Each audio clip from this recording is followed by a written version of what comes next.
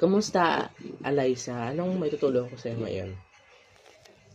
Ayos naman po ako, kaya lang medyo nahihirapan po ako sa college ngayon kasi napapansin ko po na padalas na po yung pagpo-procrastinate.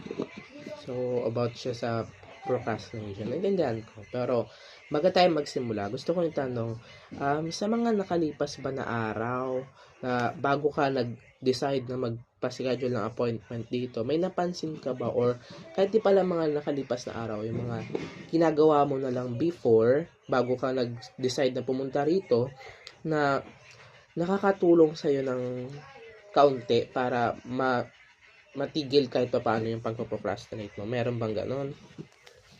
Meron naman po, kasi minsan po napipilit ko naman po yung sarili ko na gumawa, lalo na po kapag huling minuto na, tapos deadline na po. Oo, Kaya yun. Paano mo nagagawa yun? Yung ganon.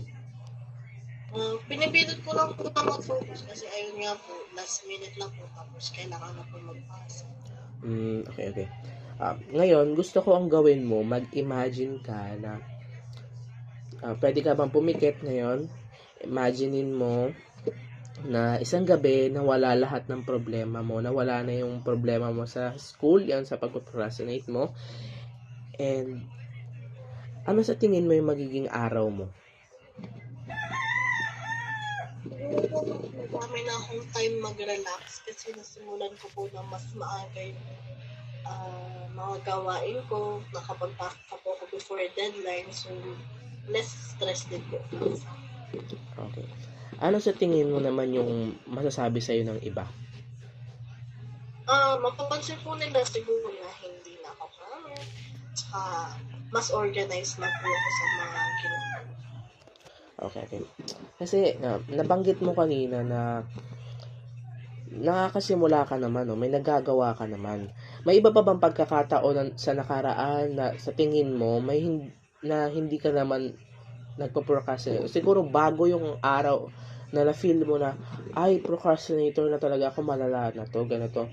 May mga pagkakataon ba na hindi nag-occur yung yung pakiramdam na yon? Ano yung mga ginagawa mo nun? Nung high school kasi ako, sir, hindi naman po ako ganun mag-procrastinate. Nakakagawa po ako before deadline, nakakapagpasa po ako. Mainly because natatakot po ako na mapagalitan ng teacher. Kaya ginagawa ko po yung mga activities na Kasi napansin ko, kaya mo naman pala mag-focus, kagaya ngayon. Sa tingin mo, paano kaya natin magagamit ang ganitong mindset ngayong college ngayon? Ito po siguro po, kung magpapasa lang po ako at gagawin ko po yung mas maaga pa po kaysa sa deadline para po maaga ako matapos. So, bale, ang sinasabi mo, magsiset ka ng internal deadline yung sa'yo bago yung pinaka... Opo, Okay, okay. opo, opo. Sige. Sige, ngayon naman, kung bibigyan mo yung sarili mo ng... I-rate mo yung sarili mo, siguro, 1 yung pinaka... Ay, sobrang lala nitong procrastination na to. O kaya, yung 10 naman, ay, sobrang produktibo ko dito sa ganun. Sa tingin mo, nasan ka ngayon doon? Tingin ko po siguro nasa 4 po ako. 4? Kasi sa pagde-describe mo kayo na medyo malala, no? Bakit hindi 1 or 2? Bakit 4? Kasi po kahit pa paano nakakagawa naman po ako kapag pinipilit ko eh. Lalo na po kapag yun nga kapag gawin. Ako, I'm sorry. Pwede yung pakiulit. Medyo nagkaroon kasi ng, ano, interruption. Okay?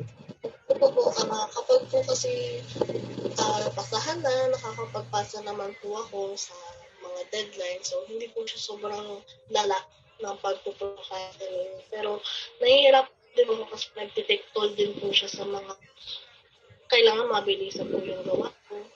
Pero, at least po, nakakapagpasa naman po. Kaya po, Okay, okay. Ano sa tingin mo yung kailangan mong gawin para makarating ka sa 5? Sige, 5 lang muna, no? Kasi para makita tayo na improve.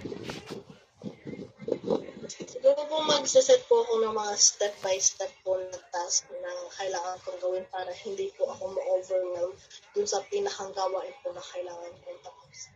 Okay, sige. Sige, simulan natin din sa ganyan. Kasi napansin ko na ang dami mong mga insight eh.